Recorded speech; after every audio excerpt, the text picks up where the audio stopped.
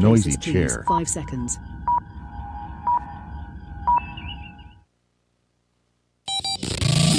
Adjust your mojo. You are about to participate in a great adventure. Now. At age, 60? He's just gonna break bad? Radio with an attitude. This system that we love is broken. I know that. Do not comply. Hey, mother. Welcome to another 2 hours of common sense. That liberty and justice for all is a myth. And erratic behavior. You want to, but you can't. And when you do, you wish you didn't. This is your Daily Mojo. Hump Day here on the Daily Mojo. Welcome once again to our friends over at Kick and the Kick app. Good to have all 7 of you along. Tell a bunch of your friends. We need as many eyeballs as we can get. Should be your first stop every day to find out what's happening in the world, as dozens of other people will tell you about. Including something that this is technically, I would think, would be considered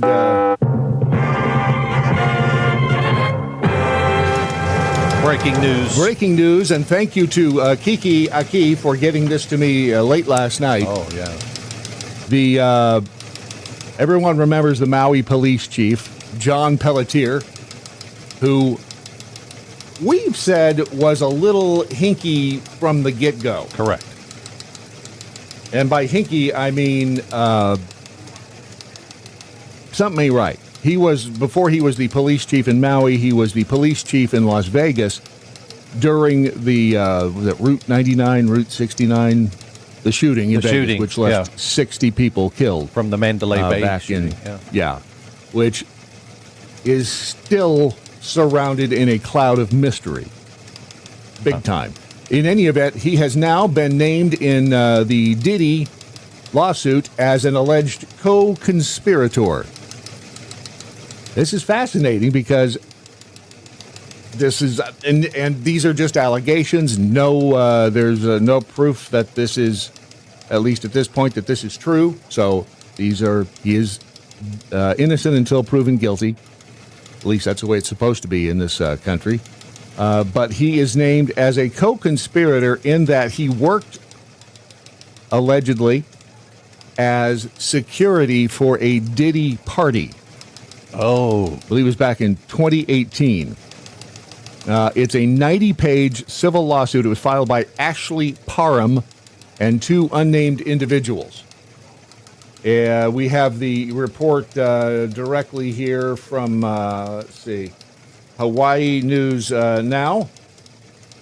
Who takes over the report from here? A lawsuit claims that he was a dirty cop while working for rapper Sean Diddy Combs 7 years ago. Pelletier is denying all of the allegations, but Maui's mayor is asking the police commission to put him on leave until this case is resolved. Our Eddie Dowd has the story. In the nearly 90-page civil lawsuit filed by Ashley Parham and 2 unnamed people, Maui Police Chief John Pelletier is accused of being hired security for Sean Diddy Combs in 2018. It claims Pelletier, who was a Las Vegas police captain, posed as a sheriff deputy in California to respond to an alleged gang rape involving Combs. The alleged victim claims Pelletier told her to go home but offered no help or medical care. The woman claims Pelletier gave her an envelope to a neighbor which she believed to be full of cash. All right, I'm not sure exactly how that, the way he phrased it isn't quite right. According to the story, the woman says that Pelletier gave an envelope to a neighbor of her, which she believed to be full of cash. I don't know what that would be all about, but that's shut up money. But okay, maybe it could be. Yeah, could be hush money. Yeah, I mean, hush money is a thing, as we know from all of the folks in New York who had told us hush money. Well, doesn't the government have like a hush money fund up there? Oh, stop it! Don't bring that up. That's not fair. I'm sure they do, though. That is not fair to bring up what the government does is not the same as what we can do here as little people. Okay. They have special, it says right in the Constitution that they have special privileges as members of the government, that they can have their hush money fund pay off the victims Yeah. and the hussies. But no, You down here on the ground, we have to obey the laws.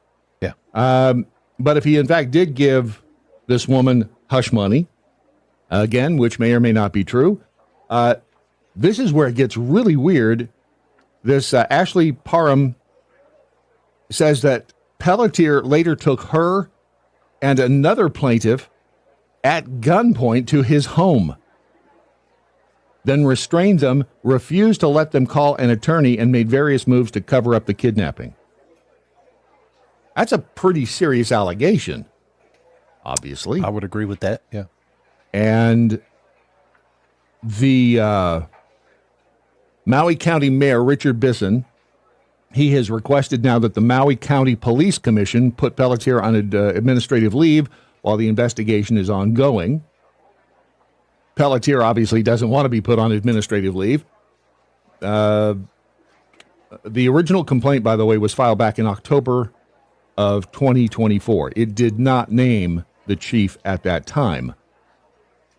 The president with the Maui County for Police. Okay. The statement released by the mayor says, as with any such legal matter, due process must be observed. I think that's over here. Let me double check. I think we can read along together. There is precedent within the Maui County of Maui government for placing appointed officials on leave while allegations against them are investigated. The approach does not constitute a presumption of guilt, but ensures that the individual in question is not in a position that may compromise the integrity of the office while the matter is under review. Again, we all have to remember, as citizens of the United States, that people in government and highfalutin positions like this should not be banned from their position of high power while the investigation is undergoing. I mean, just because they could influence the investigation from within in their position of power doesn't mean that they will. I mean, we would have, obviously, if it was, if it was us, but they don't. The County of Maui Charter requires appointed officials to uphold the highest ethical standards to maintain public confidence, as we all have high confidence in every aspect of government right now. Given the gravity of the allegations, I recommend the Maui Police Commission place Chief Pelletier on administrative leave pending further investigation. Remember, this is the guy that they hired back in 2020, 2021. And I mean, with glowing recommendations, and I mean, he was the schniz back then. The mayor says taking proactive steps will demonstrate the county's commitment to transparency, accountability, and ethical governance. It is not an oxymoron. Don't even start with me on ethical governance being an oxymoron. Can you have ethical governance? Well, you can't rape the willing. My response. Wow, okay. The Pelletier statement that was released in response to the Maui, the mayor's statement, says, I want to address the recent request by Mayor Bisson to the Maui County Police Commission regarding my position as chief of police. Let me be clear. The allegations made against me are completely false. I have not been formally served with any legal paperwork. Not yet. I did not have sexual relations with that woman, Miss Lewinsky. So don't know. They don't lie. What happened in the White House between Bill Clinton and Monica Lewinsky, that was not sexual relations. You people make me sick. Pelletier said, throughout my career, I've served with integrity and dedication. I am deeply disappointed by this request, which I believe to be both premature and unjust. I understand the importance of transparency and accountability in law enforcement. I fully intend to cooperate with any necessary processes to ensure that the truth is in fact known. However, I firmly believe no one should face professional consequences based on unsubstantiated claims. Interesting. I remain committed to the officers, staff, and residents of this county. Sincerely appreciate the effort of those who know my character, my dedication to my family, my lifelong commitment to this profession. Despite this challenge, my focus remains on serving this community and leading the Maui Police Department with honor and integrity. Going to make it awkward working with the mayor, isn't it? It is going to be a little weird, I would think. Ironically, the Maui Police Department, in response to the Maui Mayor's Office, in response to the Pelletier response to the Mayor's Office, released the following statement. Chief Pelletier has no connections whatsoever to any individuals named in the lawsuit. Allegations suggesting his involvement are entirely unfounded. Where would this even come from? I mean, did she just, let's just for a minute assume that it is incorrect. Let's just assume that this Ashley Parham, which let me get to the part where I said it was ironic first. In 2018, while serving as captain in Las Vegas, Chief Pelletier was honored by the Rape Crisis Center for his exceptional leadership and commitment to community safety, specifically through his role as a champion of the Stay Safe program dedicated to sexual assault prevention. Now, see, when I see things like that, first thing I think of is in Breaking Bad and Better Call Saul, which, of course, Ron has seen every episode at least twice.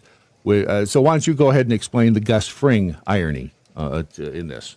Well, it's so detailed that I just don't know that I can do it this early in the morning. Go ahead. All right. I'll help you. Thank you. Gus Fring was a big meth manufacturer and dealer in both Breaking Bad and Better Call Saul.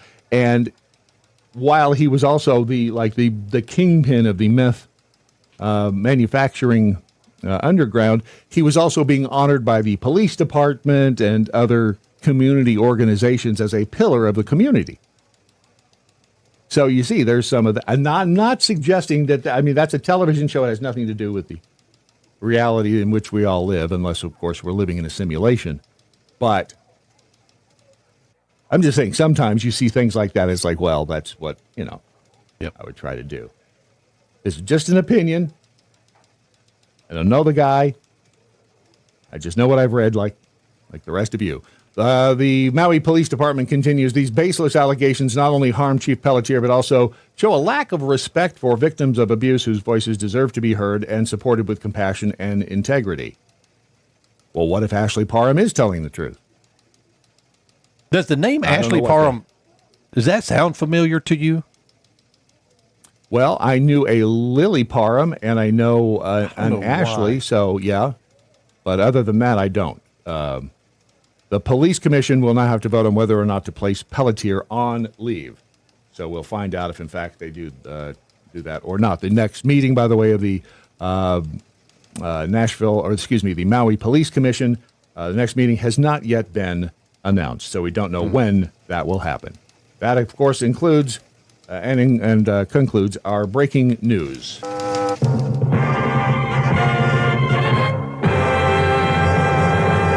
All right, on to the other stuff that isn't breaking, because here at the Daily MoJo, when news breaks, we break it, fix it. Why would we break breaking news? We fix. We break everything else, or maybe I do. Don't make me play it this early in the morning.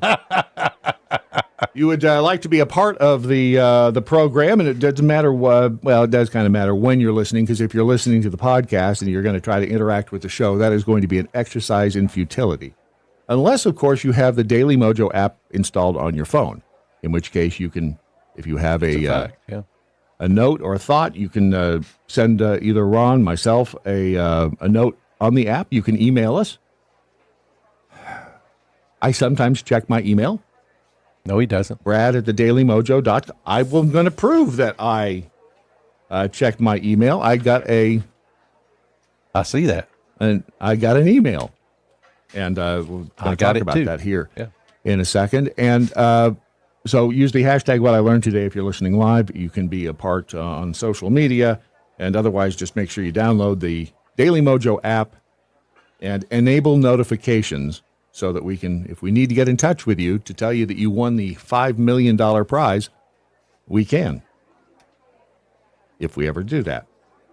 So this was from Renee. Hey, Ron and Brad, I'm new to your podcast show and Rumble, but I'm a huge fan since my hubby got me addicted. After moving from New Mexico to Wisconsin a couple of years ago, ever since you changed your platform, I am so clueless when it comes to technology, so I assume this is what it's called, to Rumble. Well, we didn't really change it to Rumble. I mean, we just Yeah. You can watch the Daily MoJo on Rumble. You can watch the Daily MoJo at thedailymojo.com. You can watch it on Facebook most of the time, YouTube most of the time, X most of the time, and Kick, again, most of the time. We just joined that platform. So a bunch of different places you can watch. But apparently Renee is having issues on Rumble. She says, I'm having horrible issues, and it's so frustrating every time it shows an ad. And I've tried both watching the ad and skipping it. It starts the entire program over. I've tried going through both your app and the Rumble app multiple times to keep having the same problem. I'm currently driving from Wisconsin to New Mexico. I'm from Roswell. Oh, nice. And used to be the marketing director for the city. We could be friends, Renee. We could be friends. To visit my kids and dad, and it's so difficult to continually restart your program. Any thoughts or advice on how to fix this? Your friend and fan, Renee. I don't know. Are you... Any idea? I could not recreate that issue. I tried last night on both our app and the Rumble app. If somebody is able to recreate that, please let me know what you're doing to recreate it. I don't know why the Rumble app would be doing it. Yeah, I don't know. It's weird. And the other thing is sometimes when you're watching video, but for whatever reason your phone goes to sleep, then that may restart it. Yes. And that could be it. But, and I know it's a pain in the ass to try to have an account everywhere, like a Rumble account and so forth, but it really does help. If you have a Rumble account and you can log into it when you're watching, that's we don't have any control over that. It just my experience has always been if you're watching something on YouTube and you don't have a YouTube account, it's a giant pain in the ass. It's just because everybody wants you to have that. It's information. Make up a fake name. Make up an alias if you need to. If you're like running from the law or something. Go get you a free Hotmail account or something for an email address. Sounds so dirty. It does, doesn't it? Go get it really makes you sound kind of scaggy. You got to get a Hotmail account. Me? Sketch? Does that even still exist? What? Hotmail? Hotmail. Yeah. It does? Yeah. I send email. Doesn't it always sound just weird? Somebody at the Hotmail yesterday. I don't remember who it was. Hey, Brad at hotmail.com. Look. Which you have an AOL email address? See, now that one is the one. And there are people who still have them. And if you have a business or something, and your email address is like bob@gmail.com. Come on. Yep. It just makes you sound a little... Get a domain name. Not for your scaggy, business. but it just makes you seem a little... That's just professional advice from me to you. But Renee, thank you for being there. And if you continue to have the problem, send me a note. Send me a note on the app. And actually, if you continue to have a problem, I have a solution. And you're going to like the solution, Renee. You really are. So send me, because I figure you still have connections to Roswell, so we could work something out. I promise you will be happy with the solution. All right, starting over on the X, Dr. Free Range Prisoner says, Real Ron Phillips, I have that same connection issue when my Wi-Fi is on, or my wife is on. My Wi-Fi is on, and I'm not in a reliable spot. I fix it by using cellular data. Okay, so there's an issue. But still, Renee, so when it loses the stream, it sounds like when it loses the stream, it tries to start over. Yeah. Yeah. Again, the fact that we can do any of this is freaking amazing. Is it not? I mean, the fact that we can sit in two different places because, Ron and I are in different rooms of the motel here, but the fact that we can be connected to the entire world with a few pieces of equipment is truly technologically amazing. We couldn't do this 20 years ago. Could we do it 10? We couldn't do it easily 10 years ago. Yeah. No.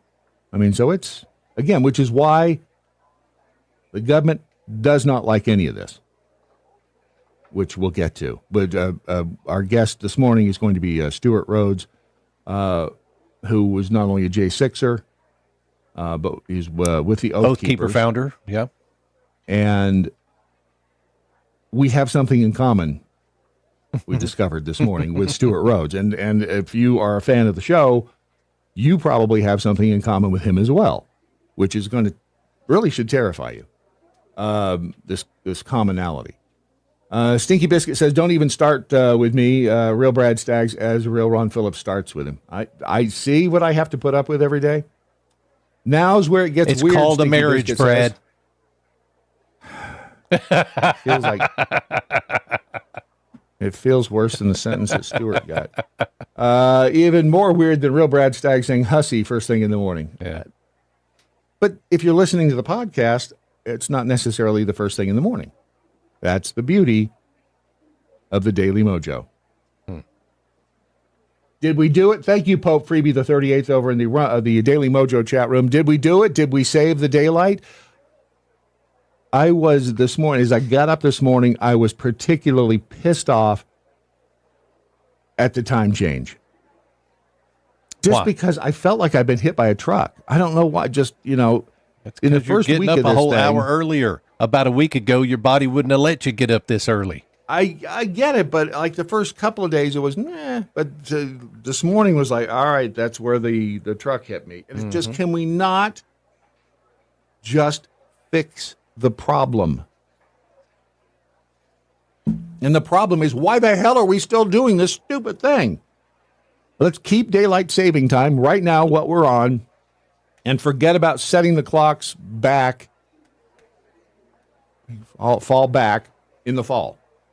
It's so effing pointless. I don't understand why we still have to do it.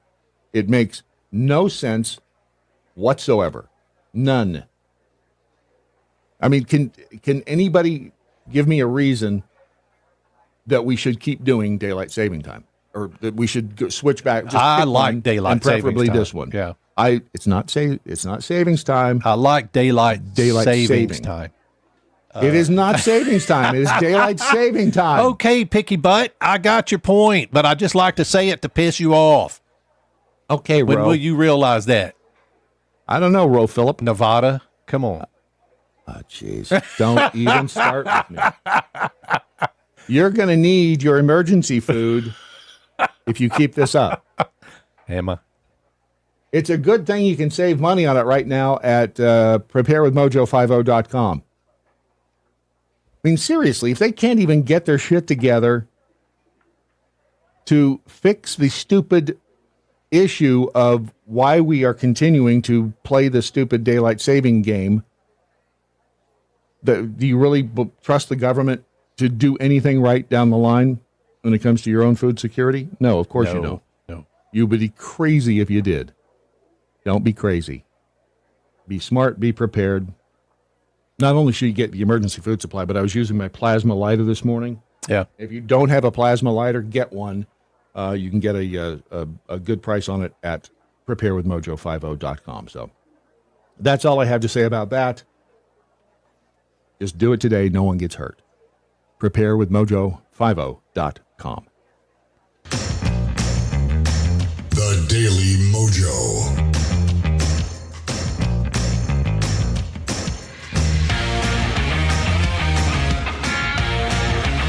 Continuing our discussion on the saving of daylight, just Kevin63 in the Rumble chat room says, I like the way the time is right now. Yep. And I do too. Let's just keep it this way and stop dicking with the damn clocks. But then when will we know to change the batteries in our smoke detectors? Well, our buddy Don't. Jason says golf courses and other outside related businesses make billions on the extra hour of daylight. That's why we have it. It makes somebody Okay, well, money. let's just keep it. I agree. Then Let's stop moving back to the other one. But see, we get close to falls. You'll be like, oh, I'll get my extra hours. You're not getting an extra hour of sleep. Crafting Freak says, I used to have Hotmail. I haven't checked it in about 20 years. It's kind of like my Daily Mojo email. Even the cat, Doc Kitty, is like, hell no, I'm not getting up. He's just laying down. Yep. I know, and Crouching Free said Trump says he's not going to do it because it's a 50. Is it a 50-50 issue? I don't believe that. Are you serious? I heard him say that. There? Yeah, I heard him say that. It's a 50-50 issue. A lot of people like the daylight in the morning, and a lot of people like the daylight in the evening. And so you're still going to have the same amount of daylight. It doesn't matter what the clock says. Correct. You still get X number but of apparently daylight hours. it does matter what the clock says. It's the same number of daylight hours, yes, but it does matter what the clock says. How? Why? What if I want it to be daylight till 9 or 10 o'clock or 8 or 9 o'clock? 8 or 9 o'clock p.m. It would be daylight. Yeah, but it wouldn't be that. It wouldn't be that way on the other clock. The other clock, it would only be It would only be daylight till 6 or 7. Wrong. Whatever, dude. That's wrong. Is there any way? That's factually incorrect. Is there any way to win this?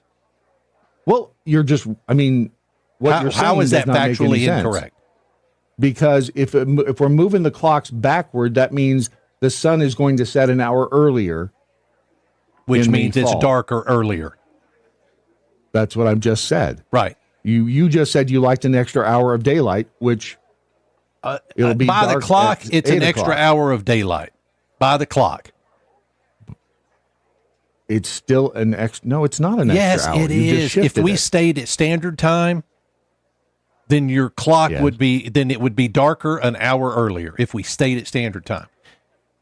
Which is why we don't want to stay at standard time. We want to stay on saving time. Okay. Which is what we're in right now. Correct. That's where I. And how the hell can Arizona? Me too. And why can't Arizona can do it? Hawaii can do it. Half of Indiana can do it. Half of India, the smart half of Indiana does it. I don't know how they deal with that. Quite honestly, like Arizona is like they're either on California time or they're on Mountain time, or Pacific time or Mountain time. I don't know, but it's nuts. How do you do business? That's got to be tough for business across the country. We've gotten used to it. I guess. That's all. We've just gotten used to it. Let's see. Do we JFK or Dogie? I'd flip a coin, but I don't have one. Because I have a theory now on the JFK thing. All right, let's hear it. I want to hear that. Well, do we do that first, or all right? Here's my theory on JFK.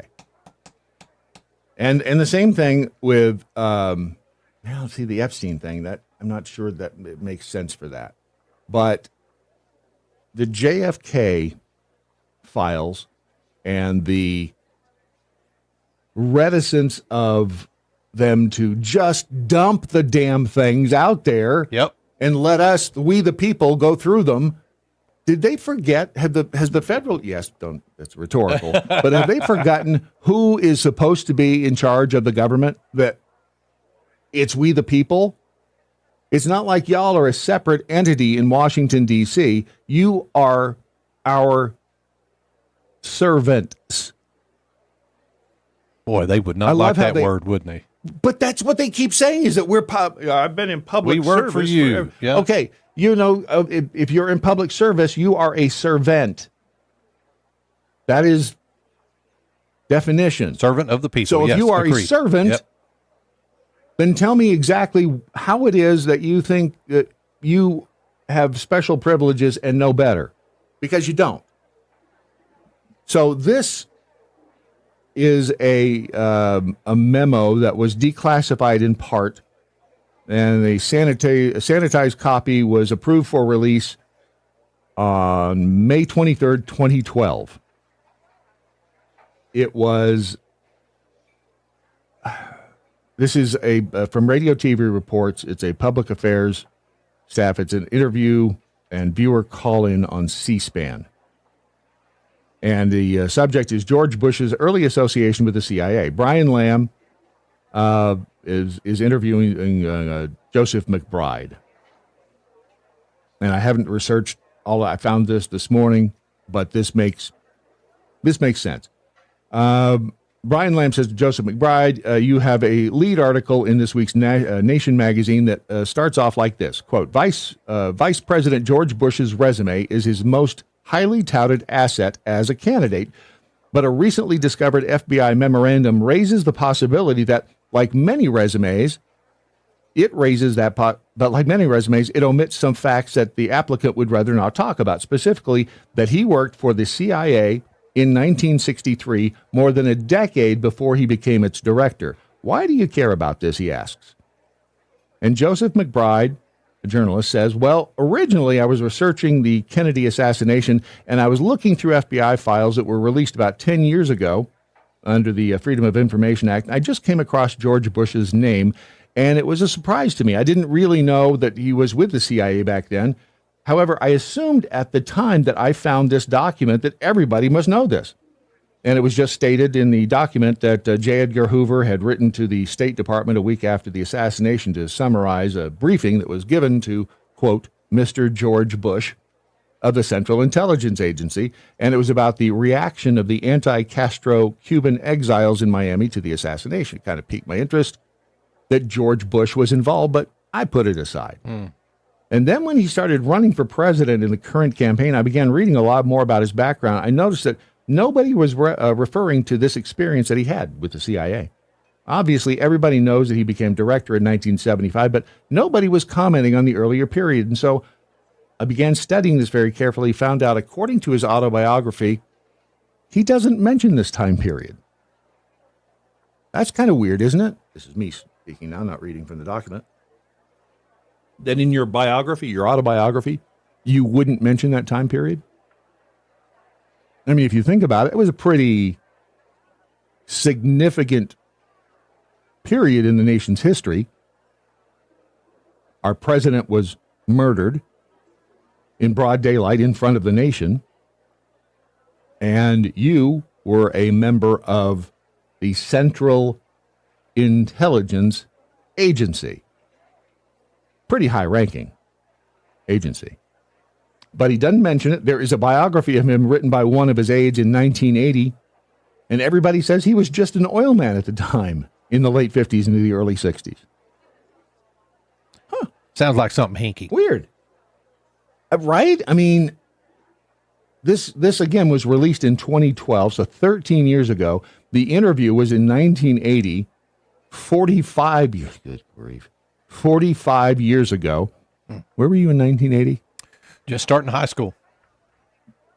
And I was a sophomore in high school. Yeah. So I didn't really care. So this McBride fella, his reporter, he said, so I began doing a story on this, and this office denies this report, but I have sources who confirmed that it was indeed the vice president who was in the CIA.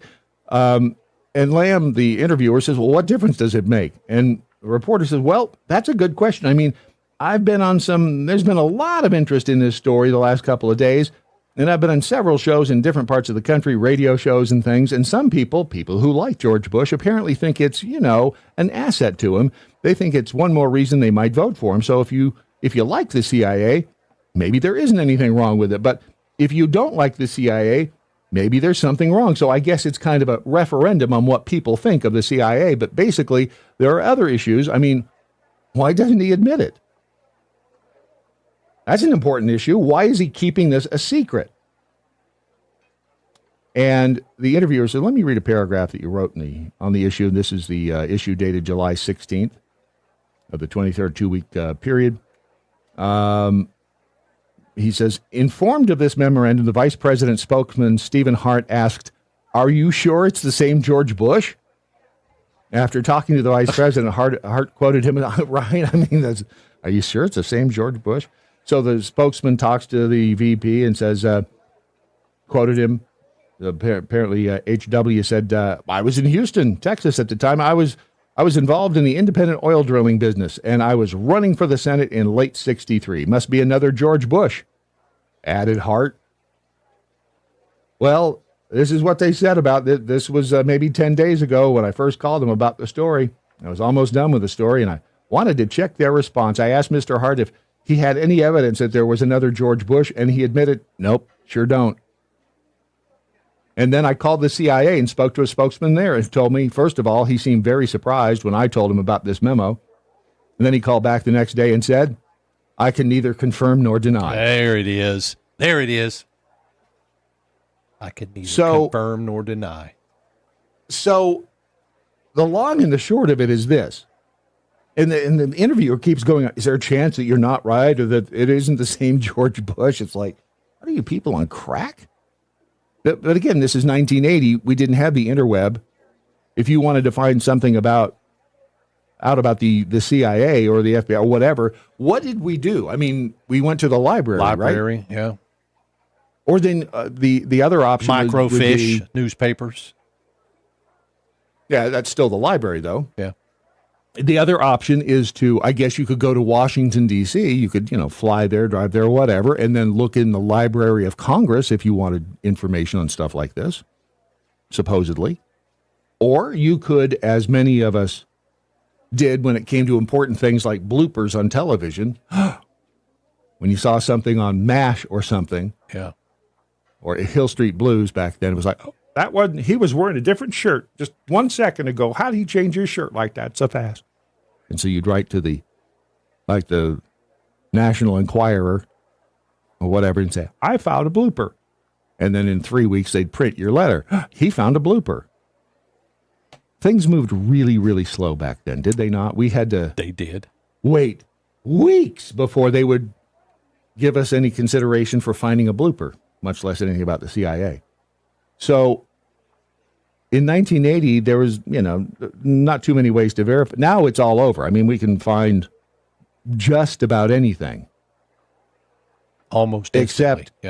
Almost instantly, except like really important things like this.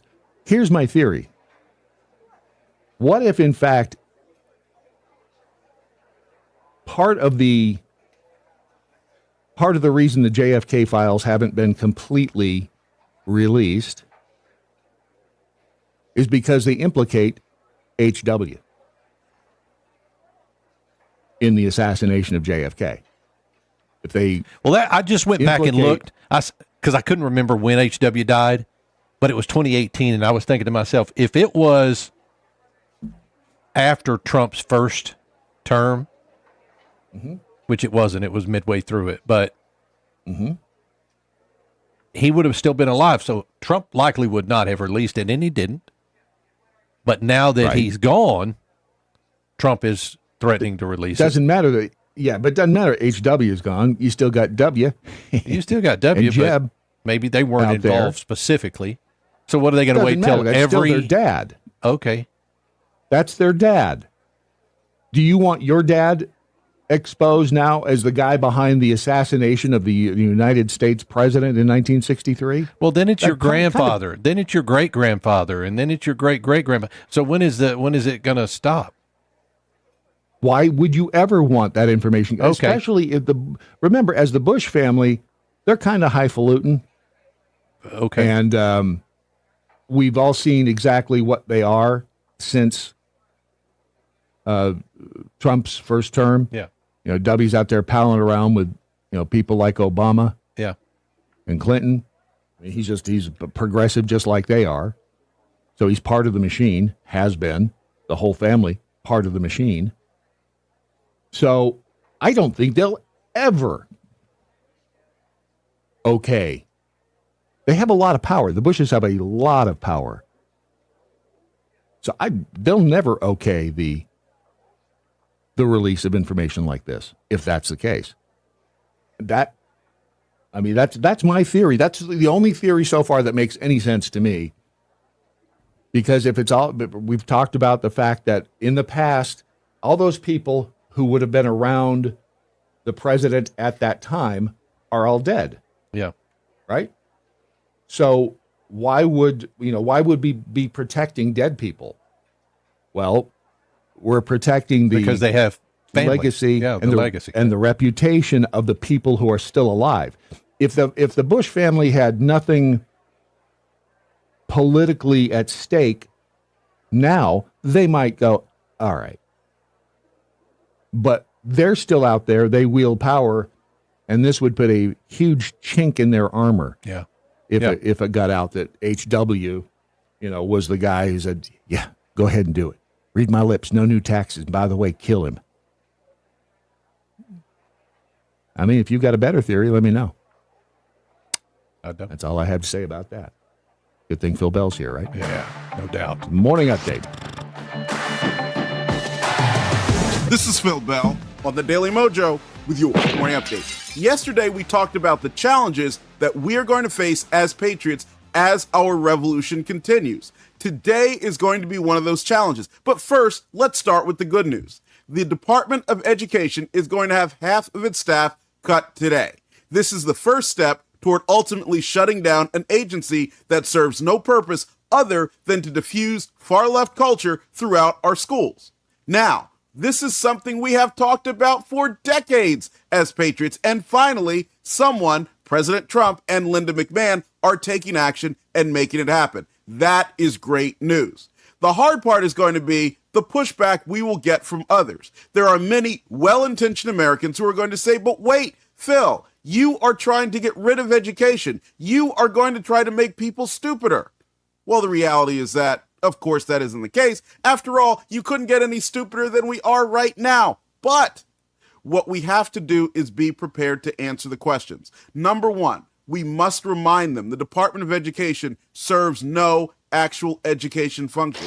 It merely distributes money from the federal government. And the states, as well as our localities, people who we elect directly, are better able to do that than those at the federal level. That has been our primary argument for a very long time. The second thing that we must do for those who get to be belligerent about it is ask the last time that they went to a school board meeting and why it is they believe that the school board, who again, they elect directly, is not capable of making sure that our students are educated. And number three, and this is going to be a very difficult one, you will end up with people talking about how the Department of Education or some agency has provided money for a disabled student or otherwise. Let them know with compassion that our states and our localities will be taking over those functions, and the money supplied to the Department of Education will continue to be spent for those purposes, so they and their students need not worry. This is critically important because this is our opportunity to win an important debate and set the stage for the next big victory. Let us know what you think in the comments, and also download the Daily MoJo smartphone app and enable notifications. That way you'll be up to date on the latest craziness and good stuff coming out of Washington, D.C., and you'll know how to share it with others. We'll see you down the line, and thanks for choosing the Daily MoJo. Phil Bell's morning update is only on the Daily MoJo.com. You're listening to the lunatic fringe of American radio, the Daily MoJo.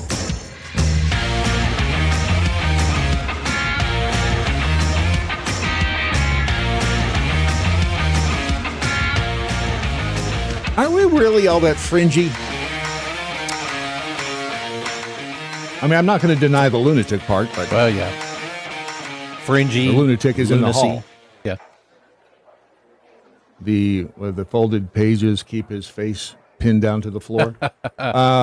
Wisconsin Jackhole tweeted the following.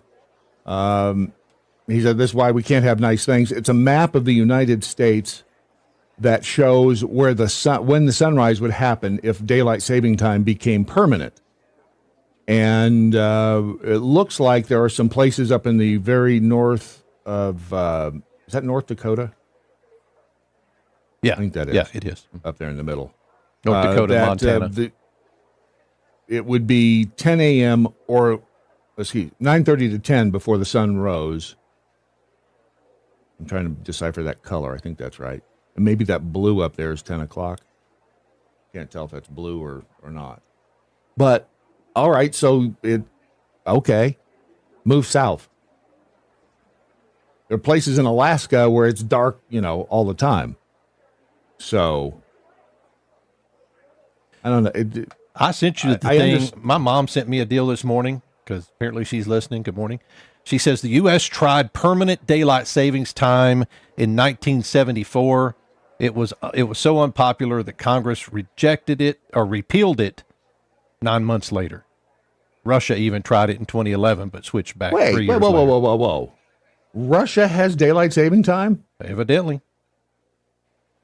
The United Kingdom dropped permanent daylight savings time in 71 after 3 years. If you say daylight savings time again, okay. We're going out sake, back, dude. All of these countries found that the switch caused widespread public dissatisfaction, health concerns, more morning car accidents, and disrupted work schedules. No country is currently on year-round daylight saving time. Okay, the car accidents, don't they happen when we set the clocks forward because people are all like, hey, wake up, I'm going to drive to work, and I mean, that doesn't make sense. Yeah. Potentially, yes. Huh. I guess I'm surprised that Russia has daylight saving. I never even thought about that. I thought it was just a stupid American invention. Wait a minute. Why would Russia be doing what Ben Franklin suggested as a joke? That makes... Where's that from? Is that from Wikipedia? Maybe. Okay. Maybe. Mom, stay away from Wikipedia. It might be from Wikipedia. I don't know. Okay, just checking. Let's welcome to the program a real troublemaker and somebody who is found. Stand by for a second. He stepped away. He's coming. He's coming right back. Had to grab his hat. All right, here he comes. Here he is. He grabbed his hat. We said, Stewart. Sorry about that. That's a good-looking hat right there. Stewart Rhodes. Welcome to the Daily MoJo. What's your opinion? Do you think we should stay on daylight saving time or get rid of the whole switcheroo? Yeah, I think we should get rid of it. So stay on what we're on right now, which makes it lighter later in the evening. Technically. Oh, for daylight? I don't care. I really don't. And he's probably like 90% of the world. They don't care. I was on your side. I was on your side right up until that point, and now I don't know that we can be friends. I'm right, extremist, right? For those who, right, you are. I mean, that's. I think it's obvious. Stewart is the. You were the founder of the Oath Keepers, correct? That's right. That's correct. Yeah. And you were sentenced. You were actually given a longer sentence, but just by a couple of months, than a friend of mine who is currently serving in federal prison for, I think it's bankruptcy fraud. He was given the longest sentence ever handed down to an individual, 17 years, and I think it was 8 months. You were given 18 years in prison for seditious conspiracy. That was the final conviction, correct? Yeah, in the Moscow of D.C. under Biden, it's like being tried in the Soviet Union. If you're tried there, you're found guilty, of course. Yeah, this whole thing has been an absolute fustercluck from the beginning. I want to get into the seditious conspiracy thing, but first I want to start at the very the beginning, because I think there's some misconceptions out there about what the Oath Keepers is. Tell me what the Oath Keepers is and why you founded it. So what Oath Keepers was from the very beginning in 2009 when I started it was simply an association of both current serving and former military and police, firefighters, EMT, search and rescue, those people that would be given orders that could violate your rights, like during the COVID lockdown, we saw this, right? But back then in 2009, the big example people used, rightly so, was the gun confiscation after Hurricane Katrina, when you had police officers who were brought in from all over the country to help, wound up obeying unconstitutional orders to disarm everybody, including peaceful citizens, given by the mayor and the police chief. It was a big wake-up call that police officers in this country are not taught enough about the Constitution. I mean, that order was later on ruled unconstitutional by a court, but problem is, it didn't help people on the ground. So you want people to think about what they're being told to do at the moment, which they have a responsibility to do. We understood that in the military. So it's the same thing here in civilian life. We're dealing with the Bill of Rights. So there was nothing, because every time we ever looked up, when the Oath Keepers came to the forefront after, I think January 6th was the first time I had heard. Is there another organization out there called the Oath Keepers, or is that the Oath Promise? That was Promise Keepers. Sorry. That's a totally different thing. All right. Yeah, that was a Christian men's group. But no, this is right. focused on the Was oath we it- swore to but- defend the Constitution. Brad, didn't we hear about Oath Keepers and Proud Boys during one of the Biden-Trump debates at some point? Or was that after? That was after. Huh? No, that was the Proud Boys. You're That's a talking good about the question. debate where they tried to get at President Trump by saying, what about these Proud Boys? Right. And he said, what I say to the Proud Boys is, stand Stand by down. and stand down and stand by, down. something like that. Right. So and then they made a big deal out of that. Look, the Proud Boys, we've worked with them before across the country to provide security. A lot of times, they have a different way of doing things, like they go out there and street fight against Antifa. We don't do that. We just protect the venue, protect the person we're tasked with protecting. We're very So successful you were at it. basically bodyguards, right, Stewart? Is that what you... But yeah, sure, but volunteer bodyguards. Like, for Yeah. example, in Ferguson, Missouri, we jumped on the rooftops to protect a block of businesses after a black bakery owner. She runs a place called Natalie's Cakes and More. She asked for help because the looters and rioters had broken her windows and had said they're coming back that night to burn the entire block down. And so we posted up with rifles on the rooftops as volunteers. She can't afford private security. A big corporation, some rich person can hire whatever the newest version is of Blackwater. So yeah, but the average small store owner can't. So we would do volunteer security for free speech events for businesses, all across the country. But wait, she was a black business owner. I've read everywhere Oath Keepers are racists. And wait, are you saying you're not racist? Yeah, it's just ridiculous. It's the same crap that they throw at the entire MAGA movement, right? They want to say, they insinuate or even directly say that they're all a bunch of Nazis and white supremacists and anti-Semitics, and they throw all these labels at you because that's all they've got. That's all the left can do now is do the false projection. They project onto us what they're actually doing themselves. That's all they have, though. We looked up just about everywhere. I mean, we used the power of the interwebs to find any evidence that the Oath Keepers and or Proud Boys were racist organizations, that they were anything other than what they were saying that they were, that y'all were saying what you were, and we couldn't find it.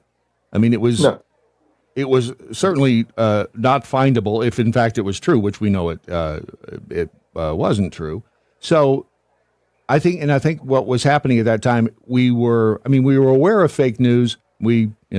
But I think the general public hadn't yet caught on to the real depth of the fake news and what they were willing to do, which was just flat out lie about people and organizations as the press arm of the Democrat Party and of the DC swamp too, because it's not just the Democrats. There are Republicans up there in leadership that are just as scummy as the Democrats, the uniparty in D.C. Have you not seen that? Exactly. Oh, absolutely right. I mean, I used to work for Ron Paul in D.C. I got my D.C. experience back then in 1998, 99, and it was obvious back then, and it's the same crap today. It's like you said, it is the uniparty, and that's the problem. Is they're deeply entrenched in every branch of our government.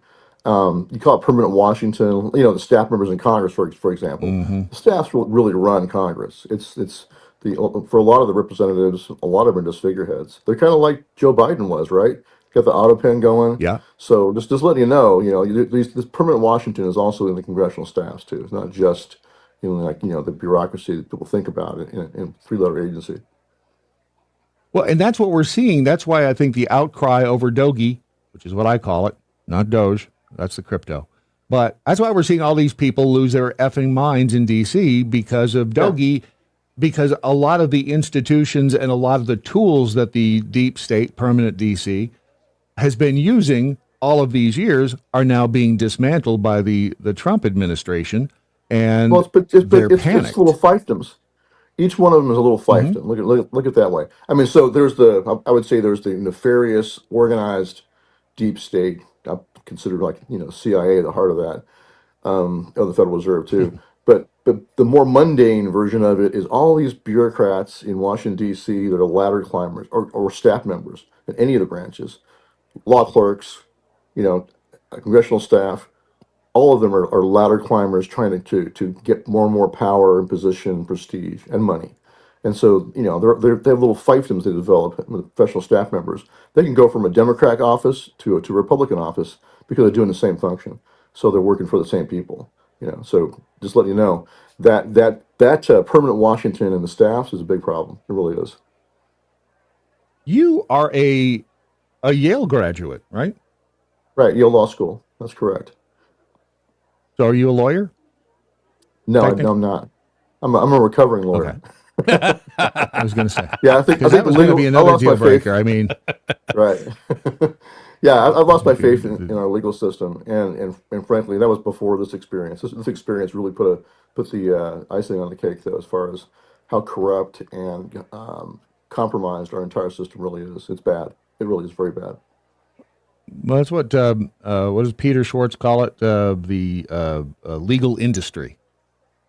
The legal industry. The legal industrial complex. You call it that if you want. Like with prison in general. Once you're indicted, and the indictment happens in front of a grand jury that you don't even know exists, they don't get a chance to hear from you. You can't cross-examine any of the witnesses or evidence, or present your own evidence on your own behalf. So this is the problem with the grand jury in the first place. That's like the old saying, grand jury will indict a ham sandwich. So you're starting already once they indict you, like in my experience, I had nothing but speeding tickets as my priors. But once I was arrested, I was put in solitary confinement and denied pretrial release, bond, twice. So I had two different hearings for pretrial release, and they really gave no excuse for holding me pretrial. Wasn't a flight risk. I'd been out it was a year after J6. I've been living in the community, living here in Texas, just fine for an entire year. So how could they prove any kind of imminent harm to the public, right? They did it anyway. So it's letting you know the judges do what they want. And once you're on that conveyor belt, once you're indicted and arrested, it's very likely you'll stay in that system. And from there forward, every day is a grind, trying to crush you down, trying to break your spirits.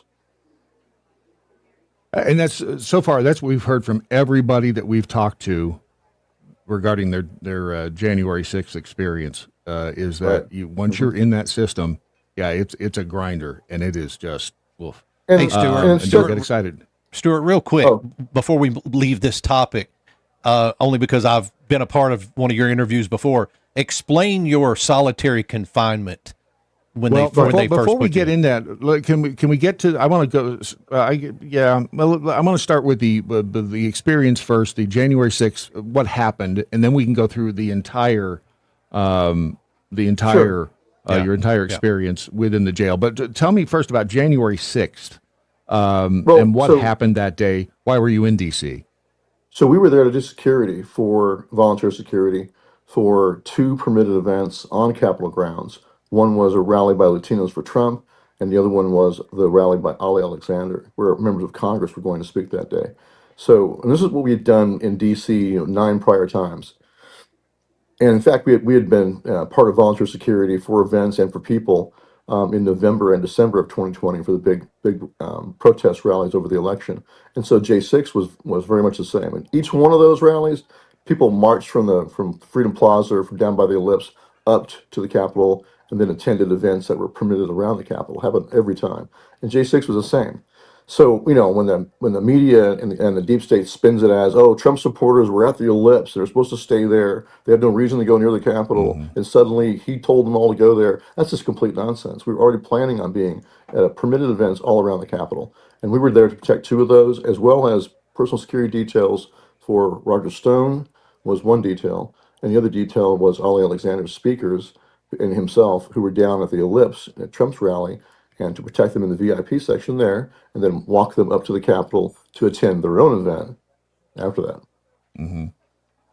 So the events of that day, obviously, they started getting out of hand at some point when people had gotten down to the Capitol area. We've seen the people break in the windows. We've seen the skirmishes between police and citizens there. What was the first thing you saw that day that maybe piqued your spidey sense and you thought something's not right? Was it that day? Did you have any idea that things were going to kind of go sideways before that? What was No. it that kind of set all that in motion that you saw? No, there's no, there was no reason to believe it would be any different than any of the two other events we had in November and December. We had permitted events around the Capitol.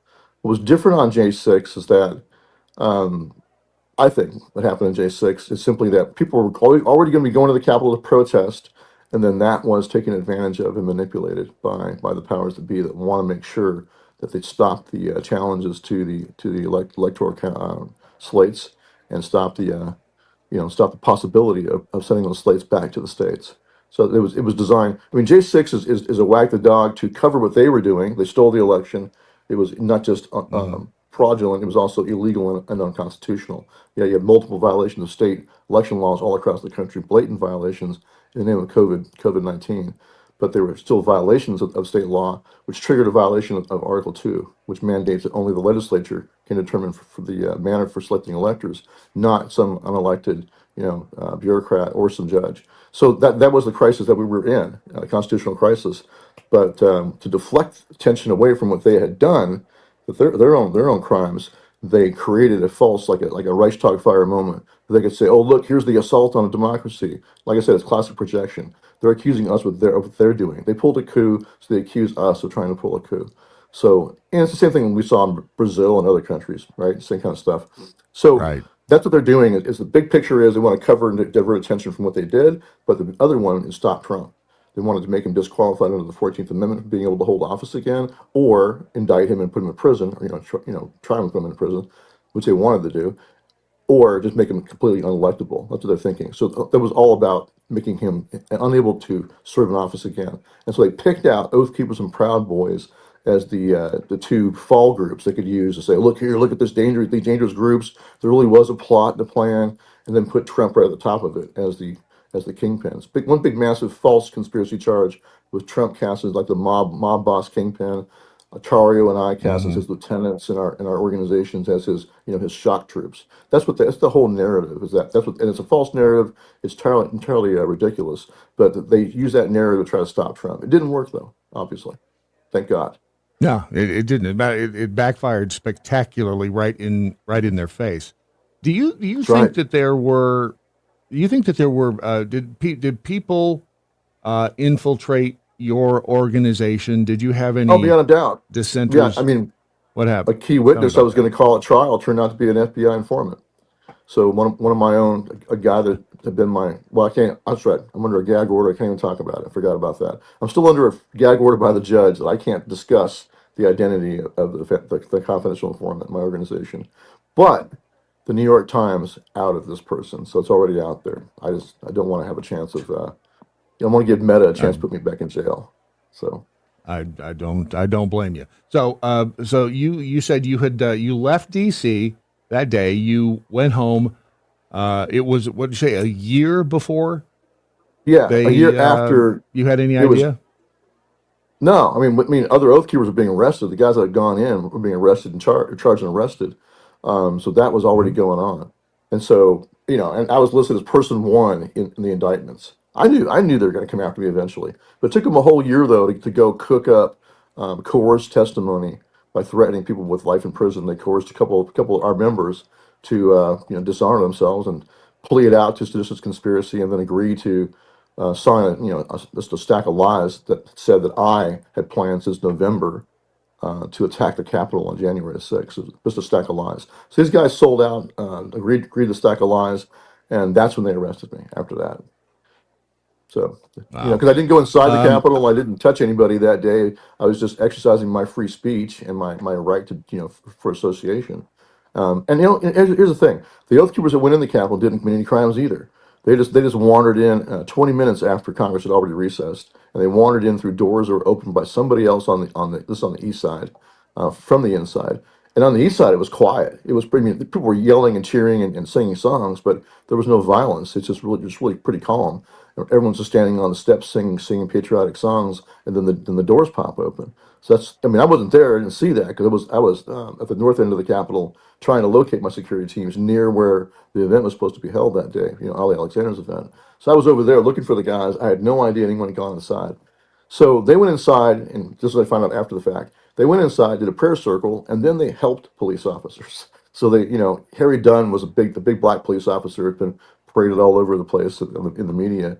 But on that day, he was very agitated and was he had an M4 rifle in his hands. And he was just, screaming, yelling at Trump supporters that he was going to kill them all and all this kind of stuff. He already kind of crossed the line. Our guy saw him all hyped up, arguing and yelling at people, and then it got in between him and a group of Trump supporters, and they de-escalated the situation, put their back to Harry Dunn, the officer, put their hands up towards the Trump supporters, and just kind of calmed everyone down. I think they might have averted a horrific tragedy, even worse than Ashley Babbitt being murdered. It's a possibility if Harry Dunn opened up on the crowd. So Harry Dunn admitted later in his first 302 to the FBI that the Oath Keepers had helped him. But then they put him on the stand, and to fix that problem, they had him say, "Oh, that was actually some other group that helped me. I got them confused with somebody else. It wasn't the Oath Keepers that helped me." And then they lied, and he and an officer Lazarus, who was on Pelosi's personal security detail, they both lied and said they were together, and there was a potentially violent confrontation with the Oath Keepers. They both backed each other up in this false story. So that was later on discovered to be perjury because Mike Baker from Blaze Media found a video of Lazarus in the tunnels under the Senate at that time. He couldn't have been with Harry Dunn. So both of them are now caught committing perjury red-handed on the stand. So the point is, though, is that our guys actually help the police inside, but they want to cover and switch the script on that and make it sound like, they didn't help anybody and they were threatening. And their presence in the Capitol, that's what it came down to at the end. All the nonsense about we organized it, there was no evidence of any plan. All the nonsense that the Oath Keepers were the tip of the spear and breached the Capitol and led the attack. All that was exposed as nonsense because our guys went in 20 minutes later. At the end, all they said to the jury was, their presence inside the Capitol furthered the delay of the reconvening. Even though Congress was already gone, we can say these guys contributed to the delay. That's what they charge a lot of people with. All the people charged with parading and being on restricted grounds. A lot of them had the same allegation. Oh, your mere presence outside helped delay Congress. We're going to hit you with obstruction of official proceeding. So anyway, the narrative there turned into simply, the jury can infer an implied conspiracy, an unspoken conspiracy to have been formed at the moment the Oath Keepers were walking up the steps. So while they're walking up the steps, they have a silent meeting of the minds and commit seditious conspiracy as they walk up the steps. That's how ridiculous it got to be at the end. And the jury was invited to use our free speech, as state of mind evidence to support a conviction. I want to get into the seditious conspiracy thing here. Just so I got to take a quick break. I wanted to tell you we do have a nickname for Harry Dunn here on the Daily MoJo. Ron, you remember what our nickname for him? I don't remember. He's a pussy. He's a pussy. That's generally when we refer to Harry Dunn. So, all right, quick break. Back with more Stewart Rhodes here in a second on the Daily MoJo. If you're offended, you're listening wrong. The Daily Mojo. Over in the Rumble chat room, Bob Teagarden says, I'm banned from Facebook right now because I mentioned Oath Keepers. They classified them as a dangerous organization. F Facebook and their bans. Stewart Rhodes is a patriot and a hero. He is. So, got some fans over there in the Rumble chat room and in the Daily Mojo chat room. Dr. Zono says, Stewart looks like a movie bad guy. He does kind of look like a movie bad guy. It's the hat and the patch. Right. Stewart Rhodes is our guest this morning. He's the founder of the Oath Keepers. They were in D.C. on January 6th. He was convicted and sentenced to 18 years for seditious conspiracy. I want to define it. This is, according to AI, this is what seditious conspiracy is. A seditious conspiracy is a crime that involves plotting against the authority of a state. It's a type of sedition which is behavior that incites rebellion against the established order How does it differ from treason? Seditious conspiracy is considered a serious crime, but less severe than treason. It targets activities that undermine the state without directly attacking it. What does sedition include? Speech, organization, subverting a constitution, inciting discontent toward authority, and insurrection against authority. Which, if that's the case, then everyone here at this program is a seditionist. So, Yeah, and we it's are a little. all technically conspiring.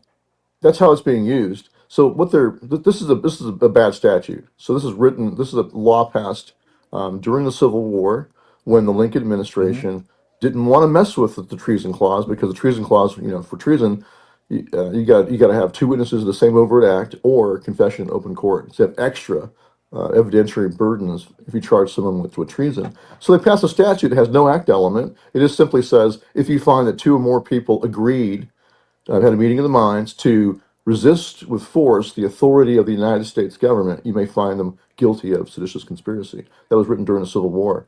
And so, the problem with that, of course, is there's no act element. It's also, well, what does that mean? When you say, Right. agree to resist with force. So if I advocate for a militia, if I form a militia, if I say, for my cold dead hands, and my buddy says, yes, I agree with that, is that right there coming to an agreement to resist with force the authority of the United States government? See, it's very easy for it to be used to, which is what it was used for, to suppress free speech. So they used it to attack us, to demonize being a MAGA supporter, to demonize being anyone who stands up. All of that was used to further that suppression, and it worked for a lot of people. You had a lot of people running scared when we were all indicted for seditious conspiracy. You had a lot of people running scared, and Well, unafraid to yeah. even speak their minds. You know. First of all, was Lincoln a tyrant, Yeah, he in your was. opinion? He really was. Absolutely. Hey, look, if any president, I don't care what their excuse is, violates the Constitution grossly, then yes. Like, for example, I wrote my paper, one of my major research paper at Yale Law School was about the use of enemy combatant status by Lincoln, the use of the laws of war against Northern citizens. And I was talking about that because that's what was going on in the War on Terror. They're saying, even a U.S. citizen can be whisked away to a military brig, no grand jury indictment, no right to a jury trial. As good as our system is, it's even worse than the military system. But the assertion is that your citizenship doesn't matter. You don't have any rights if you're accused of being a terrorist, right? In the War on Terror. So I look back at the history of this, and it started with Lincoln. So yes, he grossly violated the Constitution. He held like 15,000 Northerners for extended periods, even years, in military detention, and then he tried about 5,000 of them by military tribunal, and that was ruled unconstitutional in 1866 by the Supreme Court. Retrospect, in a case called Ex parte Milligan, where a guy who was living in the North was held in military detention and then put on trial and sentenced to death. He appealed in the court. This is a decision after the war, after the emergency is over. We tend to set aside the Constitution during emergencies. We have a bad history with that. But this was a case where the court ruled on it after the war was over. So they put the genie back in the bottle and said that was unconstitutional. Lincoln should not have done that. So yeah, Supreme Court of the United States ruled that he had violated the Constitution for years. See, it's funny because again, after the past probably 10 years, I've gone back and rethought everything I was ever taught in school. And it was, we were never taught they whitewashed, they spit polished Lincoln's legacy over the years, and we were never taught, the what he did, the bad parts of what he did. It was only the good stuff, and that's why education is obviously so important. Same for FDR. All right, so people brush under the rug the Japanese internment that he did. Yeah, absolutely. And when I was in high school, we would go skiing at Mammoth Mountain in California, and we drove by Manzanar every time. And it never really hit us, the gravity of that situation back then. It was the late 70s, early 80s. But when you rethink all that stuff, it's like, man, how did any of this happen in the United States? How the hell were you people treated so badly in the United States of America? Your experience in the DC gulag, once they got you in there, what was that like? What was your first taste of when they took you in and didn't let you out? What happened from that point on? Well, that was first in Texas. So for the moment I was arrested, see, the feds use local jails as like contract holding facilities for the feds. So I was arrested by an FBI agent. rifles pointed at me where I was living. Came out the door and they arrested me. But from that day on, I was in solitary confinement. So they do, local jails will do whatever the U.S. Marshals tell them to do, and the U.S. Marshals do whatever the DOJ tells them to do. So I was held in solitary confinement for my first hour of arrest, and that's where I stayed for over a year. So all during pre-trial, during my trial, which makes it much more difficult to defend yourself, and then even after my trial, I was in solitary confinement. And I was held in Texas for briefly, and then Oklahoma for 2 months at a place called Cimarron, like a big federal transit facility. And then they flew me to Virginia, or landed in Pennsylvania, took a bus to Virginia. So we wound up in Virginia at the Alexandria jail there, which they use for contract detention for the feds. And I was in solitary from that moment on at that jail all the way through my trial. That's where I was. So I didn't go to CTF. I didn't go to DC jail till after I was convicted. That's when I finally was able to go to because they didn't want me. The judge would not let me go to the CTF in the DC jail with all the other guys. They didn't want me with my co-defendants. The They CTF didn't want me in there. I forgot what it is the stands for. CTF? It's the wing. It's the wing of the DC jail where they have all the Okay. J6 defendants. So It's a wing I of would the I would alright. prefer to have been there because it was like 20 guys, 25 guys, all J6s. That would have been fantastic. But they didn't want me with them, and that seriously changed my trial because I couldn't communicate with my co-defendants except for when we're being brought in shackles to the basement of the courthouse. They could talk to each other because they're all in the CTF, but I couldn't talk to them. And they got to see a lot more discovery than I did. All of them got to get access to all the videos and if they want to watch it. I had zero access at the Alexandria jail to look at any of my discovery. I had to get in a van, with, handcuffed and chained up and everything, driven into DC into the basement of the district court, and then only there would they hand me a laptop to look at. Made it very inconvenient for me, and I had zero access to a law library. I couldn't look up any case law. Couldn't do any of my own legal research at all the entire time. Did you represent how can I yourself? aid my defense? What's that? Did you represent yourself? Did you have an attorney? No, I had attorneys that were paid by Sydney Powell out of Texas. And, really grateful for her for doing that. So I really appreciate it. So I had two lawyers come in from Texas. Your access to them, was it limited? Well, sure. I'm in solitary confinement, so it's more difficult. I can't just call them. I got to wait until I get out of my unit or out of my cell for my, we had 22 and 2 lockdown. So 2 hours a day, like myself and one other guy were let out to walk around in our little unit. You're not going outside or anything, but you can walk up and down the stairs, take a shower, use the phones, use the microwave, and watch the TV for 2 hours. And then you're put back in your cell and 2 other guys are let out. That's a cycle in solitary, 22 and 2. The rest of the time you're in a cell by yourself. What's the cell look like? Yeah, of course. I mean, it's much more difficult to defend myself. Right. I mean, it made it more difficult for me to aid my attorneys in my own defense. Absolutely. And why would they not want to do that to a Yale law graduate, right? They don't want that guy jumping in there and looking at case law and looking at motions and on briefs. They don't want that. Make it very difficult for you. Describe your cell. What does it look like when you're in solitary confinement? How big is it? Picture being locked in your bathroom for 22 hours before you're let back out for 2 hours, and then you get right back in and locked in your bathroom again. It's like that because you're living in a little small 9x6 concrete box with a toilet and a concrete slab for a bed, and they give you a little thin mattress pad. But that's your room. That's it, and that's where you are. That's where you are, except for those 2 hours you're allowed to go take a shower and use the phones. So that's when you do all your legal research, I guess, or all your calling of your attorneys is after you've showered. Then you get on the phones, whatever time you have left, and do what you can in that little small window. That's how it went. Did you have books, paper, I could get pencils? attorney visit. They would bring me out for attorney visits or phone calls. But I'm just saying, as far as me being able to be proactive and jump up and go do something, I just not able to do that. Yeah, a little small window it could be at 1 o'clock in the morning. My 2 hour break might be at 1 o'clock in the morning or 3 o'clock in the morning. So you just don't guarantee you're going to have business hours. Wow. So did you have, what did you have in there with you? Did they do you get to have paper, books, pencils? So I had some books. Yes, I have books that are mailed to me by people. And then I had, they have some books in every prison's got a book rack. So thankfully guys circulate books. I had a Bible. So I read my Bible a lot. I read Tolstoy, and I sat down and read a lot of long novels. I read the Count of Monte Cristo. Just read a lot of the classics that they had on hand there. Yeah. Did you read? Is it War and Peace? Is that the longest book that has ever been written? It might be. I didn't read that one. I read Anna Karenina, the tragic tale of a woman, who becomes obsessed with a guy who doesn't really love her. Blah blah blah. It was a Right. good book, actually, Right. but it had a bad ending. It was dark. Yeah. I guess Tolstoy is very dark. Yeah. Yeah. Yes, I would agree. All right. So you're in solitary. You can't communicate with your lawyers on a regular basis. They're doing everything to make sure that you do I not can't just have jump up and access. call. Yeah, yeah. I Right. only have access You to the don't have phones access of a to a certain good time. defense, which is a Well, it made it constitutionally much more guaranteed difficult. right that you have of defense, that you are able to actually mount your own your defense, and Right, right. they didn't allow you to do that. Oh, That's they crazy. made it. Well, like I said, I'm a Yale law graduate, but I can't jump on and look up any case law. Like at every prison, Right. that they have a law library, right? And guys are in there, and whether they have a lawyer or not, they have a right to access that system to look up, case law and try to defend themselves.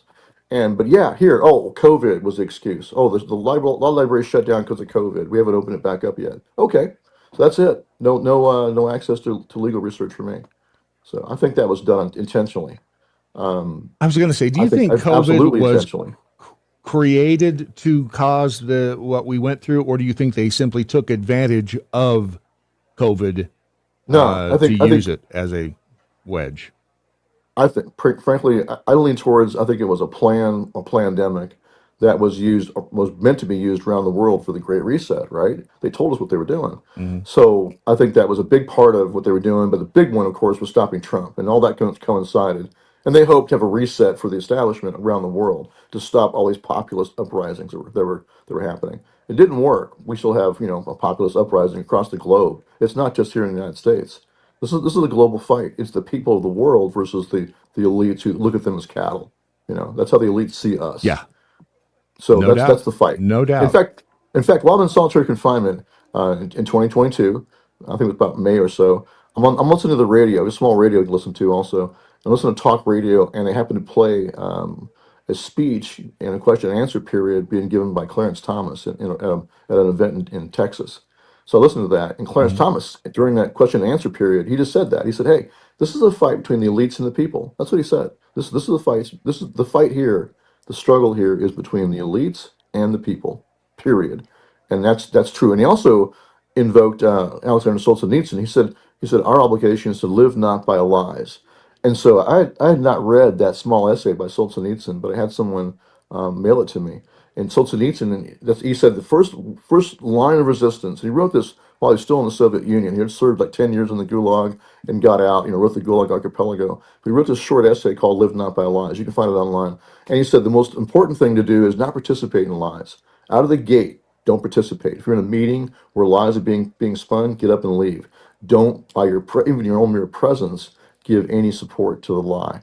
And so what we saw with J6 and the whole false narrative with the election was one big, massive, big lie. And everyone was being coerced to go along with it. And if you opposed it, and COVID was right there with it, you were purged, you were silenced, you were suppressed if you opposed the lie. Because in the empire of lies, like my old boss Ron Paul said, truth is treason in an empire of lies.